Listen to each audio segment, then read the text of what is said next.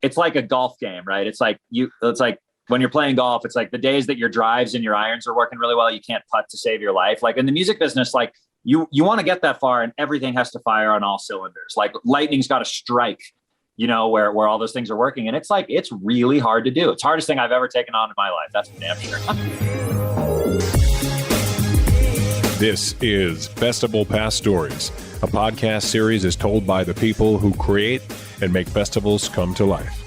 You will go behind the stage, kitchen, or studio door to hear the stories of passion and inspiration that started some of the world's most beloved festivals.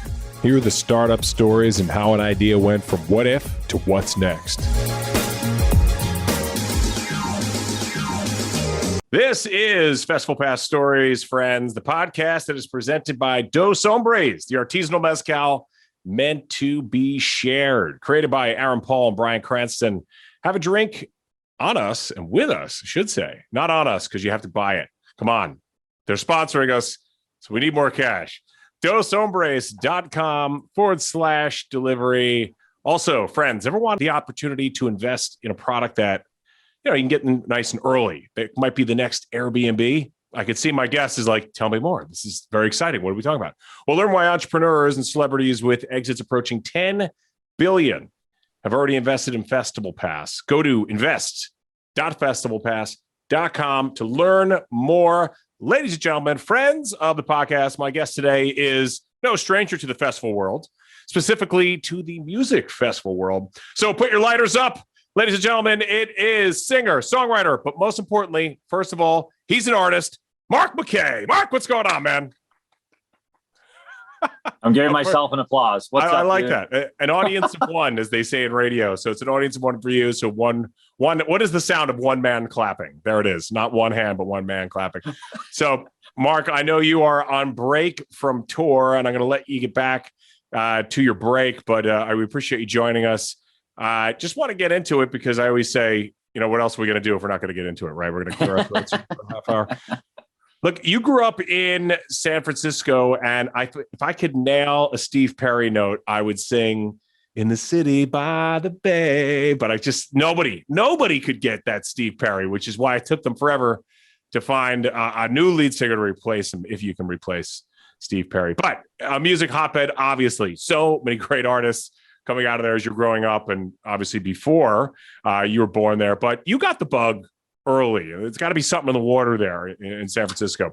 Yeah. Your parents got you into it early, right? They sat you down at the piano. I mean, for most kids, yeah, it's actually, like, right here. Oh, there it is. That's the original piano, learning. folks. he rolled it out to the mountains. Well, first of all, thanks for having me. Yeah, thanks for being here. Yeah, man. I did start early. I was like, it's funny, like when you're a kid and your parents make you do things you don't want to do, and they always go, "Someday you'll thank me for this." Yeah. I look back over all the things they said that I guess I could thank them for a few more things, but the one thing that I really thank them for was that they literally forced me to play piano. I mean, like when you're a kid learning that stuff, piano lessons are like the least cool thing you could ever do, Everybody's out playing baseball and you're like, I got to tickle the ivories for a little while. Yeah. It's funny you bring up baseball. The next thing I was going to say was that was the rule. I mean, you want to do anything like that, baseball, golf, you want to go play with your friends, you got to do piano, so that led to guitar. And I appreciate you bringing up the upbringing, because I was just laughing the other day. I saw this picture. It was in my high school yearbook. I wish I had it here to show you. And I had a regular show when I was like, it was coming out of junior high. And the other rule there was my sister had to be in the band. So it was me and my sister playing bass, and this opera trained classical piano player who I was always trying to get him to understand David Bowie, and he never quite got it, but he's the man. And we used to play a coffee shop in downtown Sunnyvale, California. We did it every Friday night, I think, for years. Nice. So you said you started on the guitar, on the piano, excuse me, and then this sexy girl catches your eye, known as the guitar. I think I was playing the wooden spoons, which is pretty much my first interaction with the music. I don't know that I honestly got bit with the guitar bug the same way that like some people do. Like a lot of my friends have a story about how like it's just like there was something like whether it was to impress girls or, chicks, man, have a good time at a party. But I will say that I distinctly remember the first time I performed with a guitar. It was at a talent show in middle school. And I remember like after playing like some shredding solo on Come Together by the Beatles, I remember like walking out of there and like all the prettiest girls that had never looked at me going like, oh my God, Mark, that was unbelievable. And I'm thinking, I'm never putting this thing down. Excuse me, ladies, I'm coming through with my axe, and you're just rolling. You're rolling with a guitar. Now it's strapped on there like the book bag from now on. I had no game in junior high. If I could have talked like that, my life would have turned out so much different. People who thought they had game didn't have game. You know what I mean? Like, it's like that would be the worst thing. If you thought you had game, it was very clear that you just simply did not have game. And you learned about this later on in life when people are like, you tried so hard. And you're like, did I? I don't even know. But with the piano, I don't see like the piano as your road into this love of country music. I would say that would definitely be more of the guitar, but you're seeing that this became your musical path.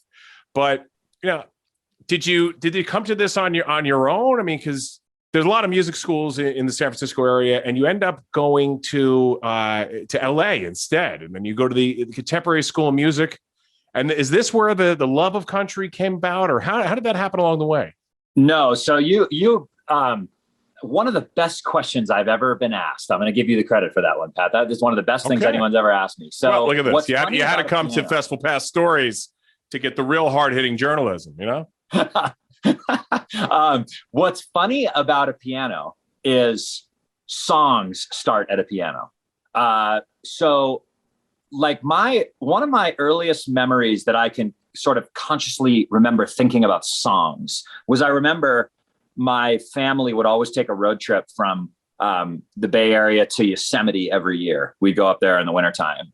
And we had this tape a cassette tape that my dad had in the car that was the top 50 classic country songs of all time. And, at a young age, you listen to whatever's on the radio. I didn't turn to my dad and go, I don't want to listen to country today. I don't want to, you don't have much of a choice. He's like, this is my wagon, my music. Yeah.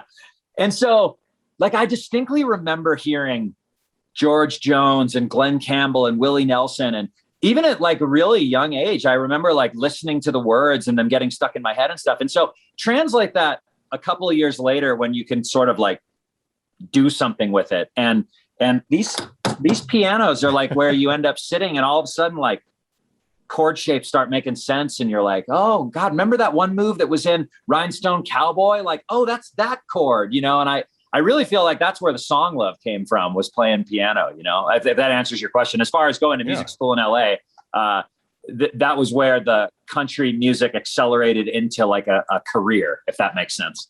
Sure. And what was it that while you were at school made that sort of turn into a career? Because I mean, I know you were listening to that music in the car, but was it something that you were like, this is, you didn't grow up in the country. I didn't. So, what's really funny is there was a bit of a gap. Like I loved all music for a long time, especially all country music. But it's funny, like I look back on it, there was kind of a gap between being into a lot of this classic stuff when I was young, and then this generation of modern country, as we like to call it, and I'm a rocker at heart, period. My favorite concert ever was Bon Jovi. Richie Sambora is like one of my favorite guitarists. Yeah. Yes. And underrated, Richie Sambora. Underrated. He's one of the greatest guys too. I've gone out, I've hung with him a bunch, and he's just, I love him to death. And, but I'm from New Jersey. So just by nature, I mean, I feel like I've hung out with them. Like you have to like him. Yeah. I have no choice. Yeah. That's funny. I know you Jersey guys stick together. But anyway, what I was saying was like, those kind of concerts are what make me tick. Like I just lights and pyro and John coming across, swinging across the ceiling, and I remember I went to I was starting to get into some of this modern country stuff when I was starting to write songs again. I went to this concert. It was like Luke Bryan was the headliner. Florida Georgia Line, I think, was the first opener. And I forget who the other act was, but I mean, it was literally like going to a Bon Jovi concert. It was like rock and roll with a banjo up there, and that was where I was like, they were still shredding guitar. And I was like, this is cool. And writing the lyrics felt very natural. And that's kind of where that all started, And then when you get out of school, you kind of go right into the recording booth. You recorded a couple of EPs, or what are we going to call it these days? I mean, I don't even know what we would call it. It's not a record, or is it a record? I'm so confused. Yeah, they're EPs. A lot of that stuff I did, I look back and I call it a demo now, but yeah, they were EPs. So what is that like? You know, you're playing music, you're playing other people's music, you're sampling from other stuff. You're like, yeah, Rhinestone Cowboy, this, that. You're performing, from the middle school where you're shredding for ladies, all the way through. You're doing covers.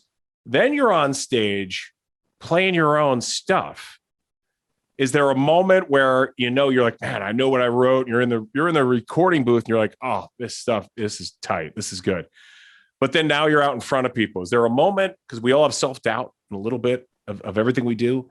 Is there a moment where you're like, what if people don't like this? And it's me bearing my soul towards music. Now this is like, a real seminal moment now in your very, very young career where it's you're not doing covers. You're doing your stuff. That's the second best question I've ever been asked. You're on a roll today, dude. And my problem is that I don't ever overthink or get nervous about anything. And sometimes it's a downfall. I find myself in situations all the time where I'm like, so we've been planning this event. I mean, we did one at New Year's last year, and it was like, we bring everybody into Lake Tahoe. Or 2 years ago, we're about to play under the fireworks, and we're like up on stage. And I realized that like the cues that we have, that we're following, the headliner doesn't have. How in the world is he going to, so I have a habit of never thinking through that stuff. And everybody knows that about me. And it was the same thing with my music. I remember performing it for the first time. I opened for Phil Vassar at the Toby Keith bar in Southern California. And it was the first time I walked out to like a real audience, and I turned to the drummer and I gave him the look, and we started the first chord, and I thought, what if this totally bombs? You know what I mean? Like, what if all of a sudden we're going to play these songs and no one's heard them? And God, do we even sound like Phil Vassar? Like, what if they came here ready to listen to him or his kind of music, and I don't sound anything like it? I mean, and I always remember I had written this demo that it's so unlike what I write now. It was like very, very personal, not like dark or anything, but just every verse was specifically about things that had happened to me. And I'm up there singing it. And I remember at the end when everybody gave me a lot of applause. And I remember thinking like, that's insane. That was one of the moments where I was like, that just happened. I just sang a song about my whole life. It's taken me 20 years to write the song and 30 minutes to perform it, and everybody loved it. And I've never done that before, and I remember that like it was yesterday. Toby Keith's bar in Oxnard, California. Okay. You got to put a plaque on the wall there. You just go in, you're like screwing a plaque into the wall. The owners are like, excuse me, what do you think you're doing? You're like, what's even better is the first time. What's even better is they've closed. And I think they're probably like a karaoke shop or something now, so it would be even better to go put the plaque in there now. It's a Starbucks now, it's like, so now was that, I know you've written a ton of music, but was that Leaving California? Was that the first song that you performed? Nope. That Leaving California is very, very recent in my career. Okay. So I released two, what I call songwriter demos now. They each had like 5 songs. I don't think they're available anywhere. They were the original 2 records that we drove all over the country and just sold for $10 to everybody to get gas money to go to the next tour stop. My order is what we released a single called Get Me Through the Night. And then we followed it up with a song called Always Rains in Portland. Yeah. And then a big song that came out during the pandemic called Walk You Home. And then this latest record is Leaving California, which is out now. And Always Rains in Portland. That is a incredibly personal song to you. I know that was maybe sometimes in life, tragedy, loss of, you get your heart broken. Maybe that's when you write your best music. I remember when Adele, after her first unbelievable album comes out, she fell in love, and people were all over Twitter like, "Oh, there goes her career." It's like it's joking, but it's also she still put out some amazing music since then. But this had to be a pretty difficult time in your life when you wrote that. Yeah, that was my best buddy Ward, who had just passed away of cancer after a really long battle. And he was like I got a lot of number one fans. My mom's my number one fan. My girlfriend's my number one fan. But he was like he was like my number one fan that was like physically right next to me all the time, you know? So yeah, it was tough losing him, but it's a good song. Yeah, and the founder of Festival Pass and I, you know, who you know as well, Ed Vincent, we lost a good friend young as well, so we can empathize with you. And you know, we didn't write music about it because we're just not that talented. But I think we funneled our energy into another startup business at the time. But yeah, you know, we still actually, I should say, what we did funnel our energy into is fundraising, and we still do an annual 5K in her memory. Which now has been on hiatus, unfortunately, for 2 years, but we'll be back. And, you know, maybe if you feel like coming to the East Coast, we have an after party and you can come perform at the after party. Done deal. I'll be your number one fan then. How about that? Consider it a done deal, Pat. Yes. All right. I'll send, you know, I'm looking at my staff right here. I'm like, can you send him the info? Yeah. There is no staff here, by the way. There's no, yeah. This is me. I'm out in the wilderness, but I'll yell at my agent. There's a deer out there. That's my agent today. Yeah.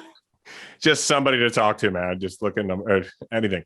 But look, I'm not going to say there was this meteoric rise, but after that, self-doubt leaves the people. There's the accolades. You said, you know, you finished playing your music in Oxnard and people are cheering and you're like, okay, you know, you're like Sally Field. You love me. You really love me.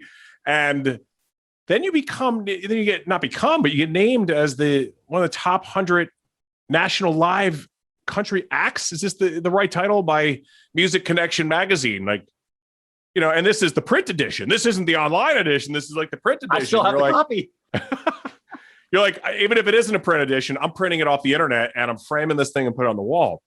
But what when you get that kind of accolade, you're like, you know, nobody wants to believe their own press, but as an artist, you got to be like, I've chosen the right career path. At least I know that, right? Yeah, you know what's weird? It's, I guess, we all probably come off as like dreadfully insecure creatures, but as artists, those moments have to happen every so often for you to be like, oh yeah, I'm doing the right thing.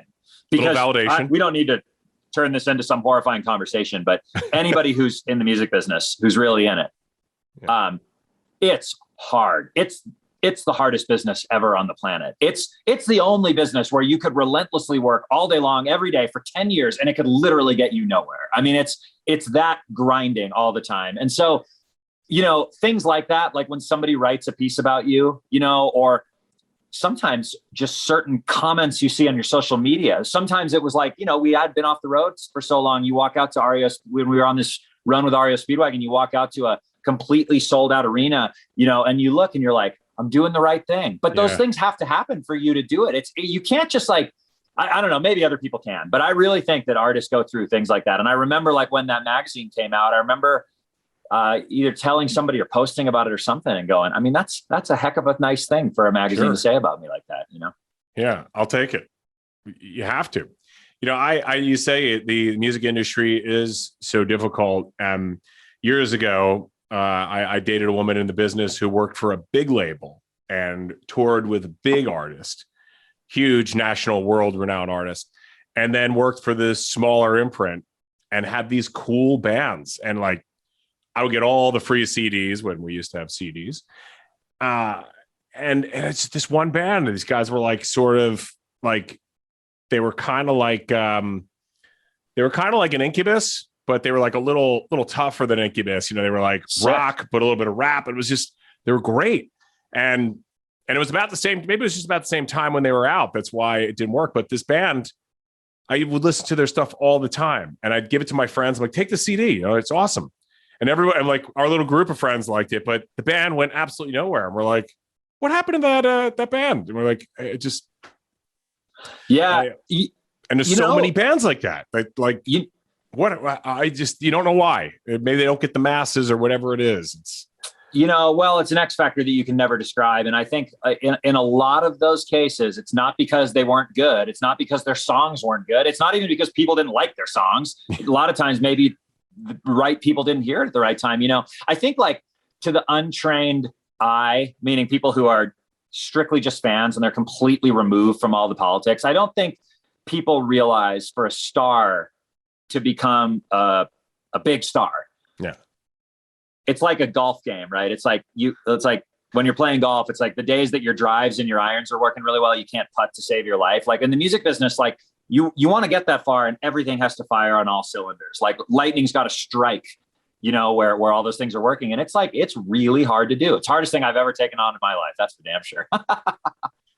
But then speaking of validation, maybe this isn't the accolade you wanted, but I thought this was pretty cool. You get a phone call or your manager gets a phone call or somehow they get to you that, ladies and gentlemen, now performing the national anthem here at AT&T Park, local artist, singer, songwriter. And they say your name. And there you are at AT&T Park in this cool part of San Francisco that at one point was just sort of an industrial dump or whatever it was down there in that part of San Francisco. And it just became awesome. And you're standing there near the pitcher's mound, sold out stadium, singing the national anthem. How does that phone call come about? You know what's funny? You know how they actually found me was a great friend of mine, JT Snow, who was the first baseman of the Giants. Oh, yeah. Yeah, connected me on that. JT's a wonderful dude. He comes to when we played here in Tahoe with Blake Shelton a couple of years ago, he came out, we played a round of golf and he hung out, but he put me in touch with them. And I still had to send over like a demo video and all, it's not like it was just that kind of thing. I was on the edge of my seat waiting, but I'm not sure that I can articulate what that was like. If I think anybody could relate to this, right? Like I grew up going to that stadium. I was in that stadium watching the Giants play when they were terrible, and we couldn't figure out if they were ever going to get rid of Barry Bonds. And those years went on forever. So you were watching as a child. You watched Barry's head get larger while what are you insinuating? What are you suggesting? This is what I heard. Yeah. I heard it got low. I don't know. I could be wrong. Yeah. He was fun to watch, man. That guy's swing was unbelievable. He'd come to the plate and like stand there and you just got chills because you were like, at any given moment, this thing is going into the San Francisco Bay. It's in McCovey Cove and the guys in there paddling to the ball. But so I got to tell you something about that anthem because it ties back to the first question you asked, which is the best questions anyone ever asked was speaking of accolades, I'll take mine.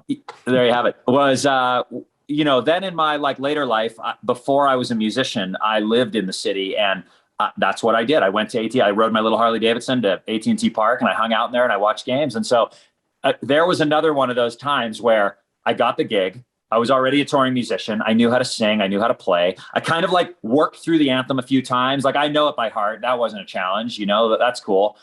But I walked out to that pitcher's mound and I kind of and to tie another thing together, I called Richie Sambora before I did it. And I asked him, have you ever done the anthem? You got any advice? I call Richie before I do anything. So yeah. Jersey. I have it. Yeah. It's here. It's under R in New Jersey. It's in there. He said something really profound. He said, study the lyrics, read it a few times, understand what it is you're singing about. It's a magnificent thing. It's really important. It's not just a thing you cover, And so I did do a little bit of that. I really kind of thought I made sure to think about how important it was. But let me tell you, man, I go out there to that pitcher's mound, 43,000 people. It was, or maybe might have been 44, but completely sold out. There wasn't an empty seat in the house. And all of a sudden, Rennell goes on the mic and says, country singer, artist, whatever she says, Mark Mackay. And you could have heard a pin drop in that place. 43,000 people. And all of a sudden, and at that moment, I was like, I don't know if I've even rehearsed the song. I don't know if I ever even sat there. At that moment, I was like, this is about to be one of the most insane things if I don't pull this off, And I feel like part of that is I'm sure I had it totally under control, but part of it is just in my head, But again, one of those things, I didn't rehearse it a million times. I don't think I ever actually sat there with a guitar and played the national anthem start to finish. I just was like, oh yeah, those chords make sense. I got it. And then there I was in a sold out arena. But anyway, it went fine. So I know what that's like to get an introduction as an auctioneer. It's not like you have fans, you're out there to raise money. And for some people, it's the most annoying part of the evening because now I'm going to be putting everybody in the room on the spot to give. So they're like, and please welcome our auctioneer, Pat Tully. And sometimes they'll be like Tule or say, I actually got introduced by Kim Kardashian one time, and she called me Tule. And I saw her, but this is when the Reggie Bush years. So this is years before. She's single now. Well, hey, look, she hasn't called. She's in here next to Richie, of course, in the phone book. But I was like, oh, it's just so you know, my name is Tully. And she's like, yeah, got it. She's like, please welcome, Patrick Tule. And I was like, thanks, Chloe. It was when you can get away with like that. So I called her the wrong sister, but but it was, I think this was even before, maybe they had just started the show, or maybe they hadn't even started the show yet. I don't know, but she was sort of infamous more than famous, I think, at that point. This had to be 2006, right? So anyway, this is not about me. Yeah. This is about you. I was trying to, and somehow in my life, people listen to this, they're like, is he trying to relate himself to a rock star? Like, nice try, podcast host. Way to go. So fun. But I know what that's like to get that bad introduction. And sometimes I just walk out there and say, there's pin drop. And you're like, well, thanks for really whipping them up into a frenzy here for me. And, that makes people usually laugh or just get nervous and laugh. And I know in your situation, you're like, I'm a professional. And it's almost like when Adina Menzel gets introduced as, yeah.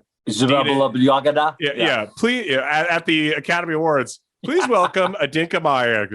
And it's like, and she's just like sitting there backstage, like really, dude. What are you? But instead, she's like, let it go. She just gets into it and she does what she does. So you're there like naked essentially. And did you go Jimi Hendrix style? Just play it, or did you play and sing? You know what I did that I feel like I just haven't seen a lot of people do, but maybe I just hadn't seen it a lot. But I actually took an acoustic guitar and I just sort of like gently strummed along to it. A bunch of people, JT Snow actually called me after and he said, God, that almost had like a little Willie Nelson to it or something, Nice. But I feel like it was kind of my own thing. Yeah. Well, look, it was, they would have gone crazy if it was Tim McGraw or Blake Shelton, but then you could come back there onto that pitcher's mound in a couple of years and say, hey, you know what, guys, I ended up touring with them. So everything goes full circle and you end up touring with these gigantic names. And you're like, okay, I'm in the top 100, but these guys are 1, 2, and 3 or whatever. And on the road with Tim McGraw, on the road with Blake Shelton. And where does it go from there? You just do it more often. What's weird is I'm like, let me not make this some like in-depth music business answer, but I'm like kind of old school about being an artist. I like just live for playing live, period. We started by just like playing in dive bars. And then one day we were better and we got booked into like better bars. And then we got booked into some casinos and then we got to open for people. And then those acts we opened for got better. It's just an evolution for me. And I'm happy just being on the road all the time. You go into a new city, you got to play a smaller venue, you build the fans up one by one. So, for me, it's like what happens next is you just keep on going, I mean, would I love to do Tim McGraw's entire world tour at some point? Of course, but right now we just play wherever we can do it and just keep on going, play a lot. And on that note, I went to my second time, I think, in Nashville. Like the first time I was there for 20 minutes for work, and then I had to get back on a plane and get out of there. But then I had a couple of days there, and I said, man, I got to check out this place, the Ryman Auditorium. This looks so cool, so unique. I don't care who's playing there. I don't care if it's a preacher doing mass. Like, I just want to go there and experience the Ryman. You have played this stage yourself. When you step on a stage like that, did you understand the history and mystique of it and hear about there's a Grand Ole Opry. Everyone knows that. But there's Little Ryman. But holy cow, that place was incredible. So did you get a history lesson before you went there? Or you just like, oh, yeah, it was just another stop on the road? No. That was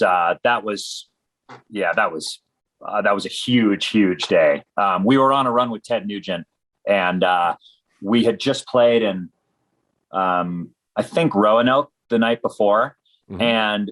And we deliberately drove through the night so that we could like wake up first thing in the morning back home in Nashville and really be able to take that whole day in. Just being able to pull into that parking lot in the artist lot is special enough, But we go in there and the first thing you see is all this crazy memorabilia everywhere. And immediately one of those hosts comes up and says something to you like, Mr. Mackay, welcome to the Ryman. We're all family here, and welcome to the family, or something like that, and you're just like, oh. So that was a special day. Holy cow. I got to see, and I wasn't kidding. I was like, whoever is playing tonight, we're going to go see. And we got to see a band called the Punch Brothers. And cool. These guys were like just, bluegrass and it was so cool that, not that I was ever a bluegrass fan or anything beforehand.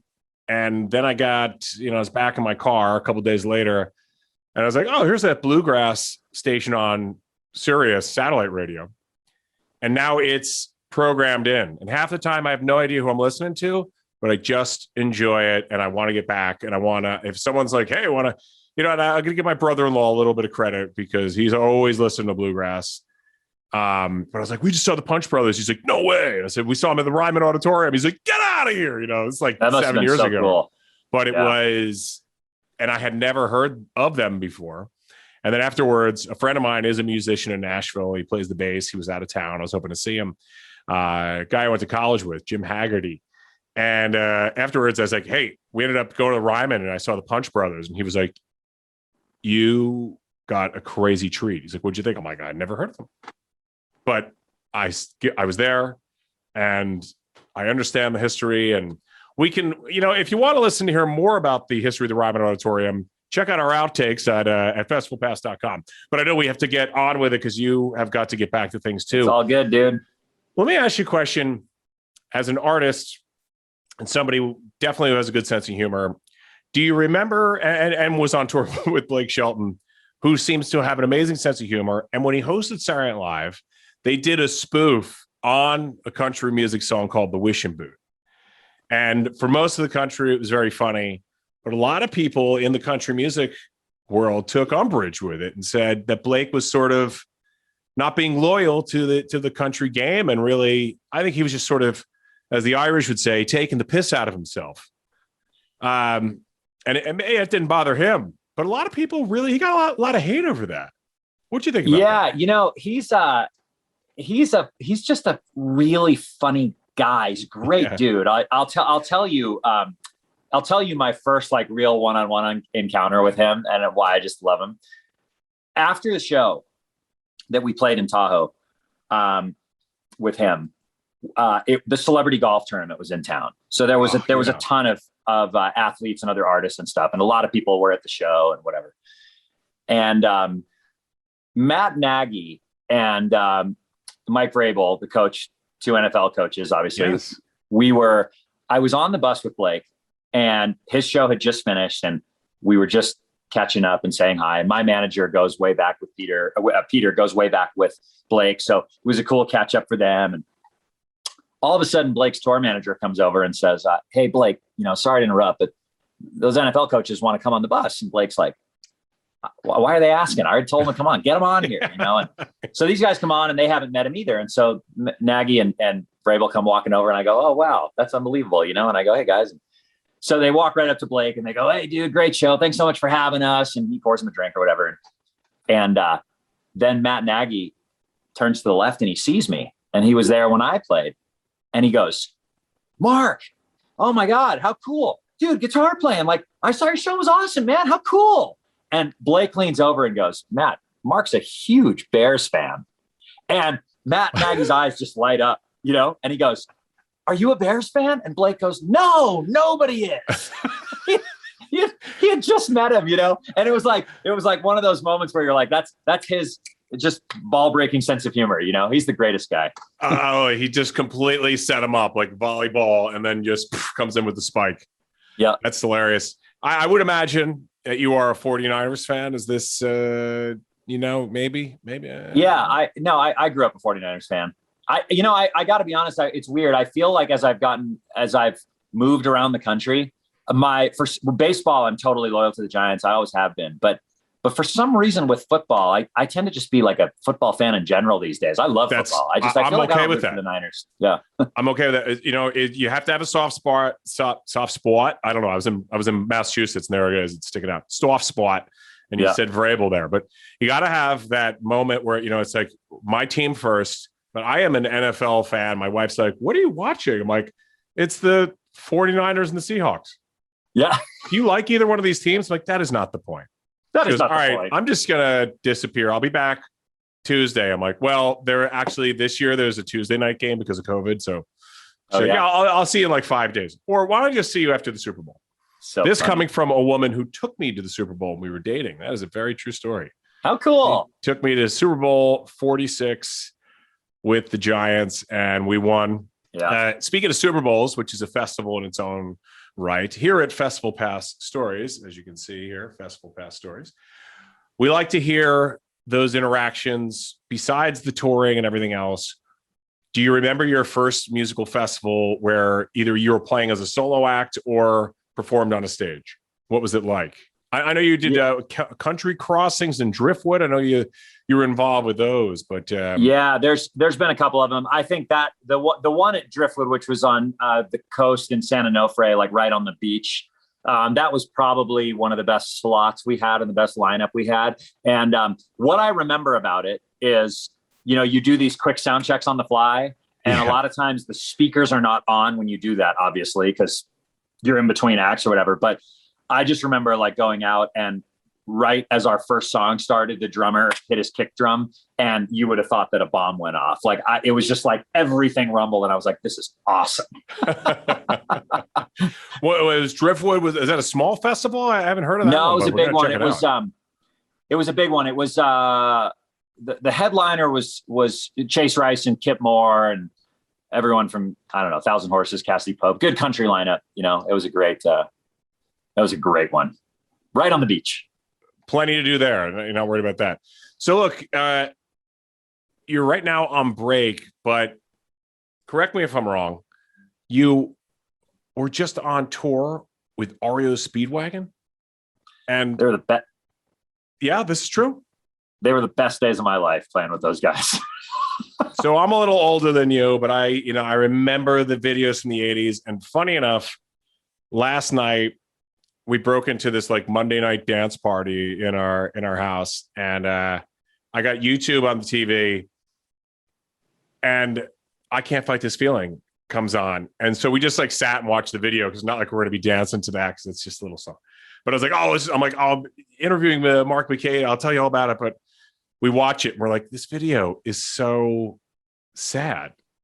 And it's, all of a sudden it's like little kids born, and then everybody's old and they die. And there's like the kid vibes. And just like, and it was just very odd, but it was very 80s too. It was very 80s. Yeah.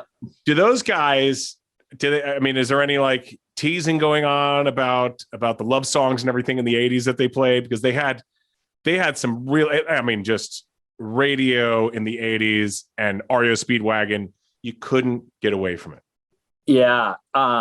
It's funny that there wasn't, and I think that probably the main reason for that, and it happens with so many, is that those are just monstrosities of hits. Yeah. They're so big now that it's just like, they're one of the few shows where every night when I was done playing, I actually went out and I snuck around the back and into the crowd to actually watch them, because it just never got old. Just hit after hit after hit. They're like, they're machines up there on stage. Kevin sounds unbelievable to this day. The guitar player, I was pulling Dave aside at the end going, what is that tone you're playing? I can't emulate it to save my life, but just unbelievable. Totally unbelievable. Those guys. I was not that I wasn't expecting anything less than unbelievable, but our whole band, we just lost our minds watching everything about those guys, the way they handle themselves, the way they play, the songs, how they sound. Like I can't say enough about that band.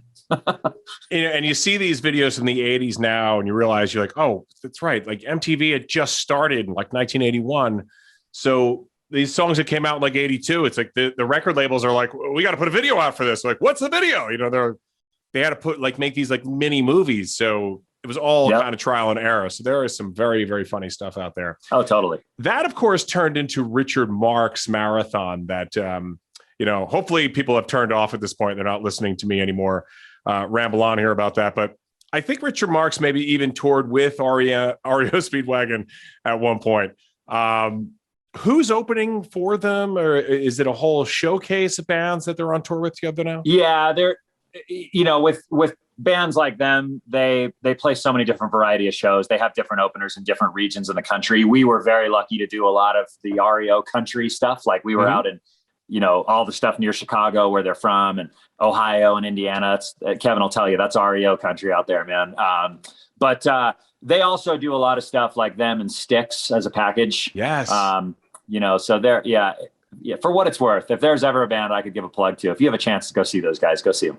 I will. I will. I'm trying to think if I ever did, but by accident, I almost said REM, and it made me laugh because that would be the end of the world if we knew it.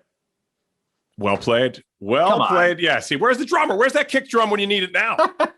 But Ed and I, the founder again of Festival Pass, and I, we had a small business, a small startup at the first .com, run around the 97, 98, 99, 2000. And we're at this lounge one night in Chelsea, and we took our employees out. We're all having a good time. And I look at this woman who works for us, and I said, is that that's Michael Stipe and Peter Buck, like from REM, sitting next to us. Gigantic REM fan, one of my favorite bands of all time. But they're just sitting there. So we just start talking to them like New Yorkers, just like, what's up? And then it just becomes this night of us hanging out with them. The next day, she's on the phone with her mom telling her this story. Since we're trading stories about our rock and roll friends here, Mark, and she's on the phone with her mom down. I can't remember where she grew up, but she's like, yeah. And, and REM is sitting next to us. And she's like, what? Oh my God. So she puts the phone out. She goes, hey, she yells to her husband. She's like, honey, Stacey was hanging out with REM Speedwagon last night. And I said, what did you say to your mom after that? She's like, I let her. She had no idea what I was talking about. In her mind, we were all singing Can't Fight This Feeling Anymore until 3 a.m. on top of a bar in Chelsea. And that is great. And so on. But always never not funny. I love it. You could, I'm sure they've been called that before somewhere along the line, but somebody's mom out there thinks that they are this 80s super band brought together of REM and REO Speedwagon. Boom. So look, I appreciate you being here and sharing some unbelievable stories. I will have to give Richie a call to fact check these. You understand that before I can, before we can go live. But what's next for you? You're on break here now. Where can we find your music? I mentioned a couple of your hits, like Leaving California, which is one of your newer songs. How can we find more of your original music? Are you on the Instagram? Does anyone even put a "the" in front of Instagram? I like the. Yes, I'm everywhere. So whatever social channel you feel like watching, we're on Instagram at Mark Mackay. We're on Facebook at Mark Mackay Official. I'm on TikTok at Mark Mackay Official. The website's markmackayofficial.net. And then music-wise, everywhere. iTunes and Apple Music and Spotify. Anywhere you can listen to music, you can hear the latest Mark Mackay contraptions. And any festivals coming up? Can we find you at any of our festival lovers, which is everybody who there's no festivals this year. There will be in 22 for sure. And I'll make sure to keep you all posted. We have some spotty dates that are kind of on hold right now to figure out what gets confirmed. And hopefully here in the next couple of weeks, we'll know what that is. And we'll just keep on rocking. Keep on rocking in the free world. Well, that's a Neil Young right there. But anyhow, we've really gotten our music titles down on this podcast. Titles, puns. This could turn into an entire other podcast. We'll see. We'll see where it goes from here. But it is Mark Mackay, Mackay. Mackay. There he is. We can't fight this feeling anymore, and we can't fight the clock because we are out of time. Folks, Mark, thank you so much for joining us, friends, and we will see you next time on Festival Pass Stories. Mark? See you soon. Awesome, brother. Love you guys. Thanks. Thank you. This is Festival Past Stories, a podcast series is told by the people who create and make festivals come to life. You will go behind the stage, kitchen, or studio door to hear the stories of passion and inspiration that started some of the world's most beloved festivals. Hear the startup stories and how an idea went from what if to what's next.